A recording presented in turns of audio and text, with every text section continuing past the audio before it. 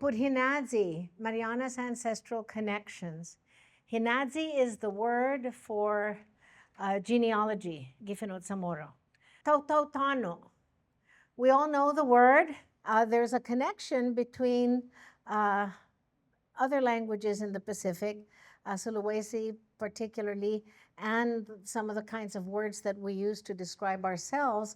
And Tautau was one of those words, or Tautau was one of those words. The people of the land. Obviously, land and lineage are inextricably intertwined. We cannot think of ourselves as people without the land. Consequently, Tautau Tano. Because we're not just Tautau, we are Tautau of these lands. And in our case, the lands of Laguas Zangani. The identifier question from the Chamorro perspective. You know, in English, when we meet each other, we introduce each other. Where are you from? Who are you? Means what is your name? You identify yourself.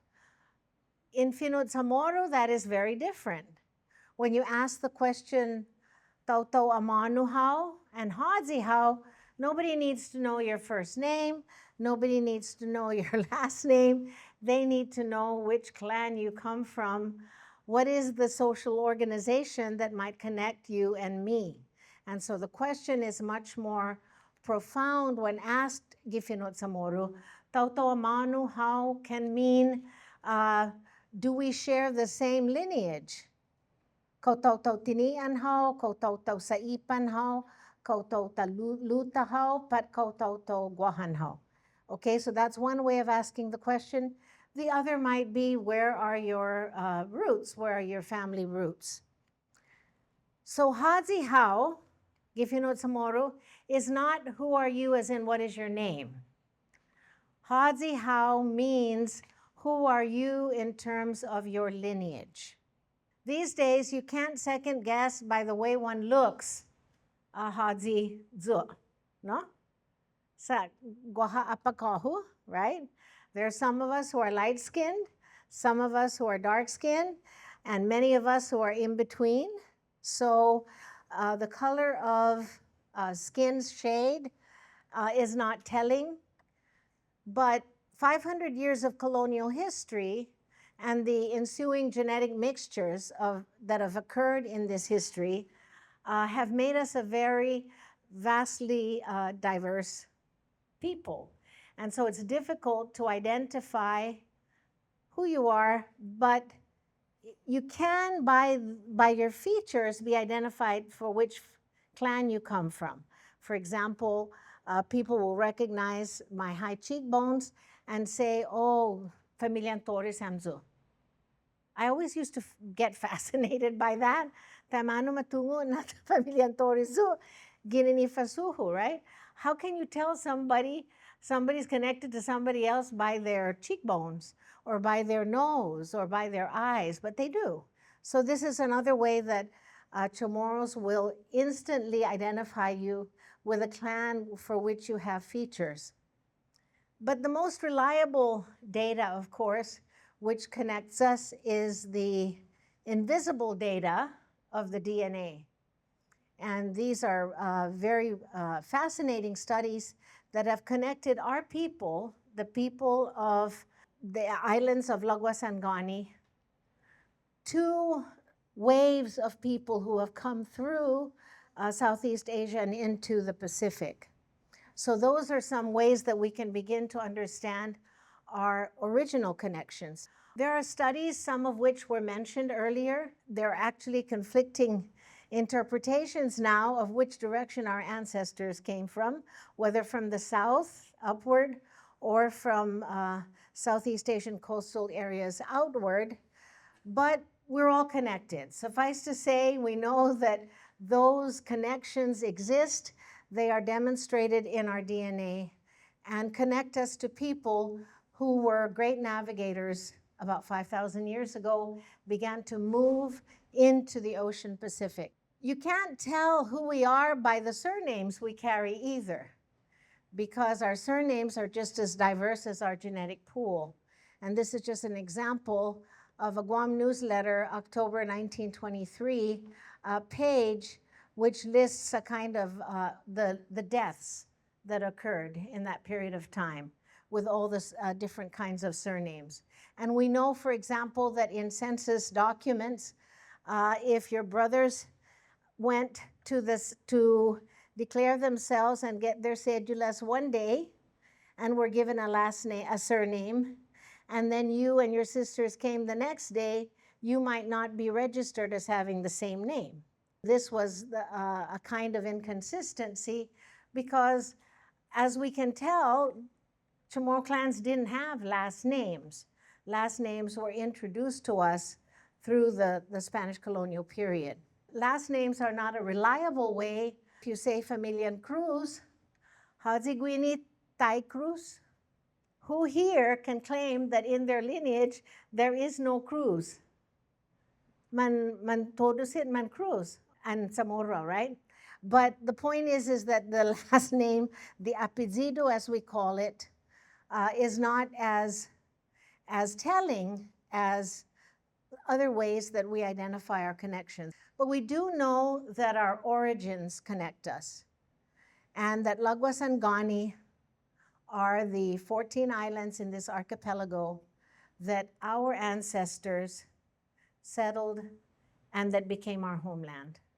And that we know connects us. Ginin amanu imanau taumona, where did the taumona come from? Manau taumona is the plural form of tautomona, and they are the people from before. So where did they come from? The prevailing theory, of course, that many of us have bought into is that we are part of the Austronesian languages, the Malayo-Polynesian Austronesian language chain that connects us with Southeast Asian origins, with Indonesia, with Malaysia, with Sulawesi, with the peoples of Taiwan. So there are connections. Clearly there are connections. We share some vocabulary with these nations, and they're still recognizable. When I went to Malaysia, I kept turning around because I kept hearing what I thought was Chamorro, which was Malay, and sounded, used words that were similar to Chamorro. Letsi, susu, those kinds of words are just exactly the same. Langit, puengi. In the Philippines, they say manok, we say manok. So there are there are many, many words. Original words in languages that describe that are not borrowed words, that describe our connection as well. What we know about where our ancestors came from, migrations from Southeast Asia into island Pacific about 4,000 years ago.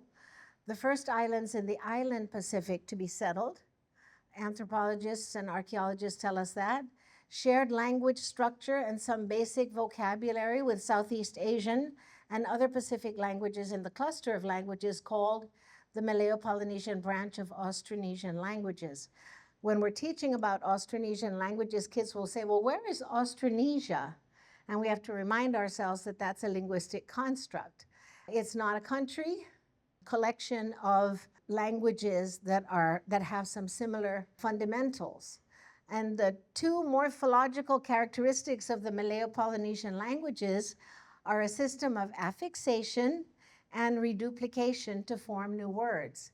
And if you speak Chamorro, you will know that we are the masters of affixes, and we're also the masters of reduplication.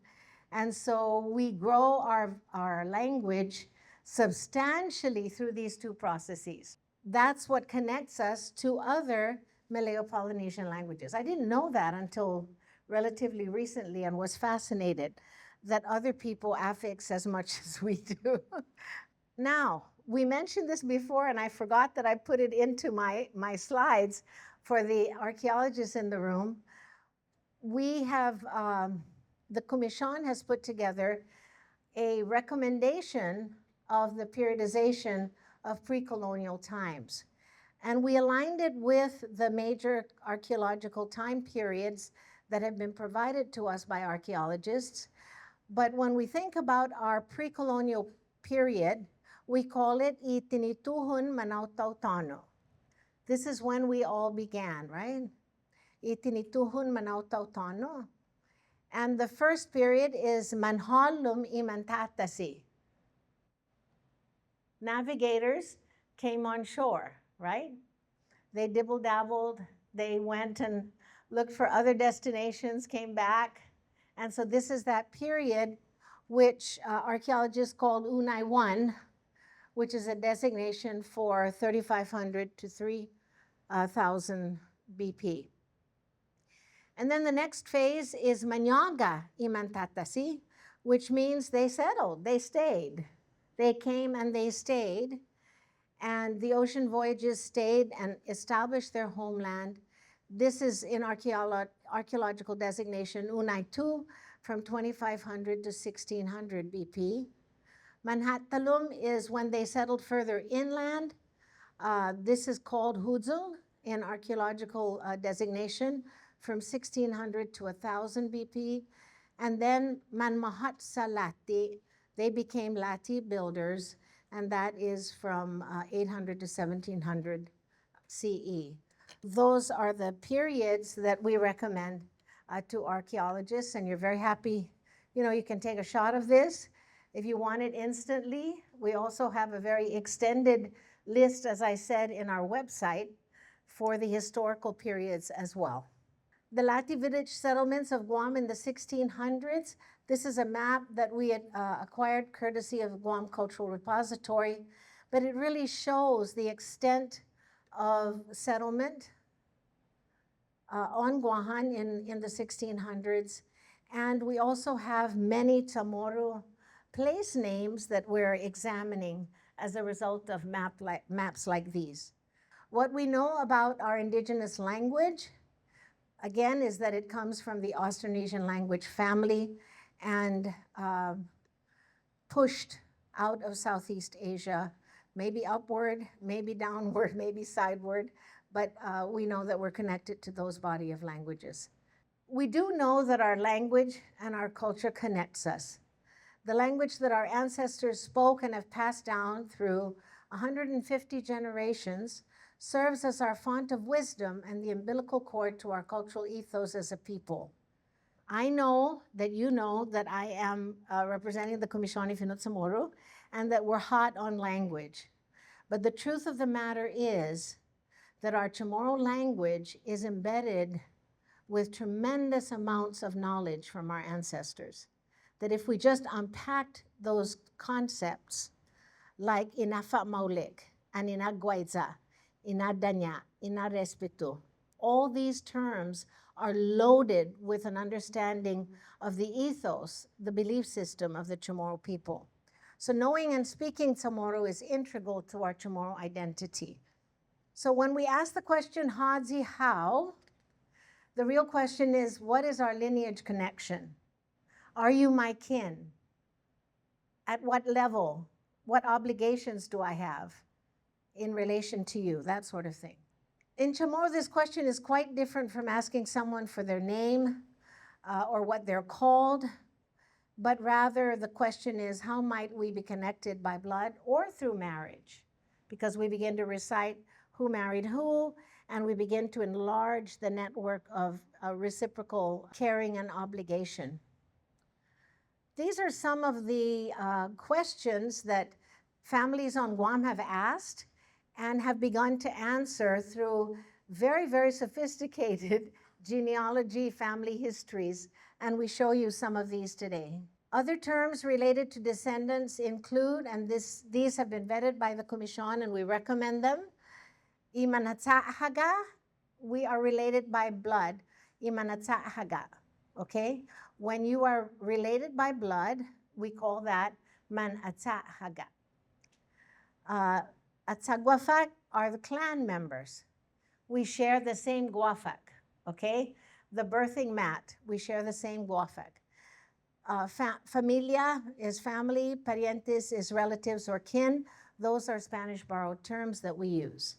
For the Chamorro people, no matter where you live or what surname you have, lineage defines the social order and the nature of relationships, and this is most readily demonstrated through our obituaries.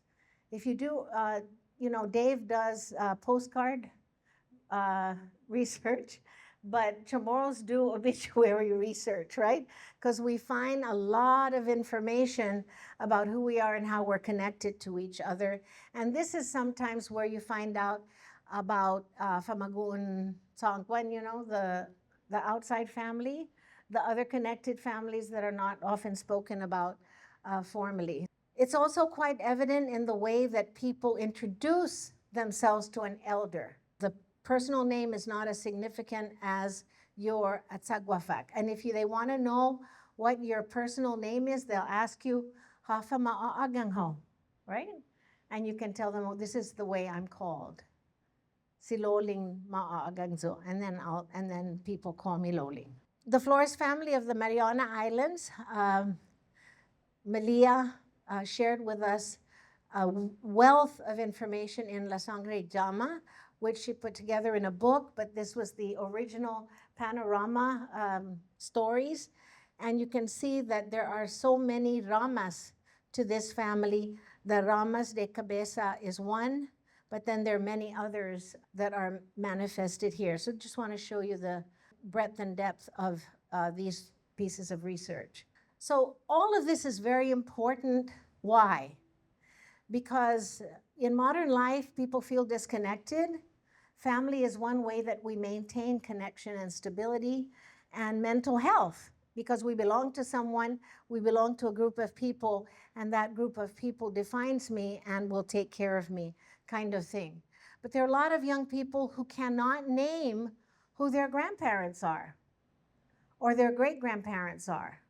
When I was growing up, wherever we went, Nana gave us a genealogical lesson. She pointed out who to go to, who to ngingi, hazi, gui, tegwini, tegwini. And so you heard it over and over and over again. It became, imprinted in your brain. Children don't have the benefit of that kind of guidance these days, and they're hungry for it. This is just an example of my ancestral tree from my mother's side. Lots of resources, folks, that are available. It's amazing what is available. The Society of Chamorro Genealogists kind of kicked this off formally, and indices have been developed. Bernard Punsalan, you may know him. He's very, very actively involved in Chamorro roots, and he's provided us with a jump start at the Commission for establishing a genealogical laboratory. This is our genealogy lab. The governor came in and we were showing her lineage on the program. But we have several computers and established a Saganinilaw, Puthinazits, and Lugar. And the reason is because a lot of people have reached out to the Commission and said, can you help us find out who we are? So we're trying to bring all of that information together under one roof, and we invite you to come register, if you will. Here's the QR code. Is this the QR code for that? Yeah, you can register right here, but you can also register online at our website and come and visit us. You can visit us physically, but you can also have a virtual visit with us. And people from that place called diaspora, whoever mentioned that before, right? They also come and visit us regularly through the internet. There are many types of resources that can be used, and we're really trying to build our resource power in partnership with Mark and through volunteers. And I would be remiss, really, if I didn't recognize Lisa Martinez Betanga. She's not here today, but Lisa's an incredible volunteer who comes weekly to share her knowledge with our staff and to teach them how to use the tools that we have available. And so these are some of the tools that we have at the Saganinilaw. Vital statistics documents, and we're working to get all of the vital statistics historical records housed at the Commission. Land records, judicial records, and you can see Mark is all over these documents, right? Because we work with them to locate these documents. The Guam Recorder is a very valuable tool, and a lot of it is online, so we're able to extrapolate from there. Census documents are invaluable as well, and they come in different formats. including Dr. Jane Underwood's cards, which are filled with very rich information. Family photos are valuable as well. And then there's the question about authenticity, which I always like to end with. Our sense of identity as a colonized indigenous people has been called into question. We've been called all kinds of things, including poor imitation of Spanish, bastardized culture, we're not true, authentically Pacifican, on and on and on. The litany is long because we've been the longest to be colonized, right? We've had the longest history of colonization. Fortunately, we are coming out of that fog, that colonial fog, and we're reclaiming who we are. And that for the Commission means reclaiming our words and reclaiming the way we spell and pronounce those words. So that's very critical. But we know who we are. And we just have to tell our story over and over and over again. And we also have to tell the story of our ancestors through our own perceptions. Knowing our genealogical connections and family histories constitute an act of cultural sovereignty. Folks, we don't have political sovereignty. We don't have economic sovereignty. God knows if we ever will. But we have cultural sovereignty. And no one can take that away from us. We are the only ones who can give that away. So exercise cultural sovereignty. Exercise that right. Don't cluna si Zeus maasi.